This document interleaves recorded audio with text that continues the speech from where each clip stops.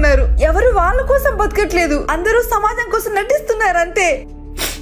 నేను నాలా ఉంటే తప్ప బావా? నేను నీకోసం ఎంతో మారదాం అనుకున్నాను, కానీ ఇప్పుడే అర్థమైంది నేనే నీకు నచ్చట్లేదని. ఇందాక స్పైకి జుట్టు అలా వేస్తేనే దాంట్లో ఉంచమని చెప్పావు. మరి నేను నాలా ఉంటే తప్ప బావా? ఎలా అయినా ఉండొచ్చు, కానీ మనసు చంపుకొని బతకలేను బావా. నన్ను క్షమించు.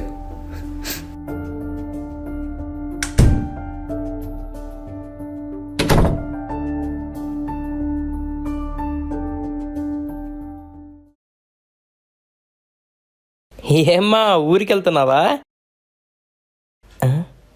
ఇదేంటి ఇంత సీరియస్ లుక్ ఇచ్చింది?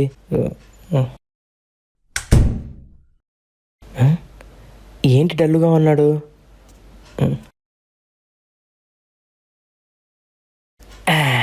ఏంటి రవి, మీ ఆవిడ ఊరికి పంపించేసి నువ్వు డల్లుగా కూర్చొని ఉన్నావే? అదే మా ఆవిడ ఊరికి వెళ్ళింది అనుకో, మందులు చిందులు విందులే. గొడవ అయిందా? అర్థమైందిలే. ఇంతకీ ఏం జరిగింది రవి? ఏమో అండి, నేను తనలా ఉండనియట్లేదంట. అర్థం చేసుకోవాల్సిన నువ్వే తనని ఇలా ఉండు అలా ఉండు అంటే ఊర్లో పెరిగిన అమ్మాయి ఎలా సర్దుకుంటుంది రవి? నేను అర్థం చేసుకోపోవడం ఏంటి సార్? ఇంట్లో ఎన్ని కంఫర్ట్స్ పెట్టింది తన కోసమే కదా. ఇంట్లో కంఫర్ట్స్ పెడితే హ్యాపీగా ఉండరు రవి. నువ్వు తన పక్కన ఉన్నప్పుడు తను కంఫర్ట్గా ఫీల్ అవ్వాలి.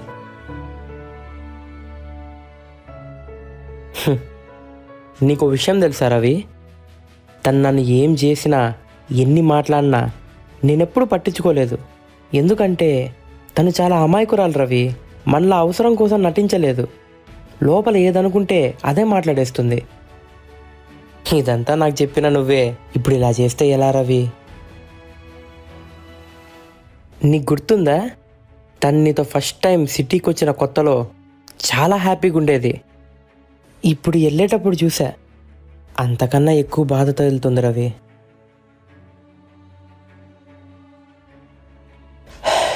ఇంత పెద్ద సిటీలో తను ఎక్కడికి వెళ్తుందో, ఏం చేస్తుందో ఒక్కసారైనా ఆలోచించావా రవి? వెళ్ళి తీసుకోనరా.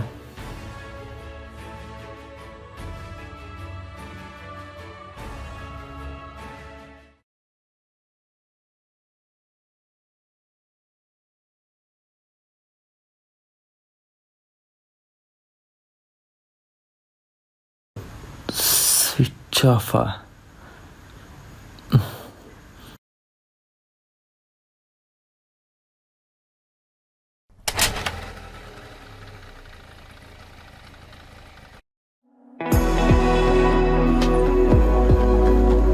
ఎక్కడికి వెళ్ళి ఉంటుంది?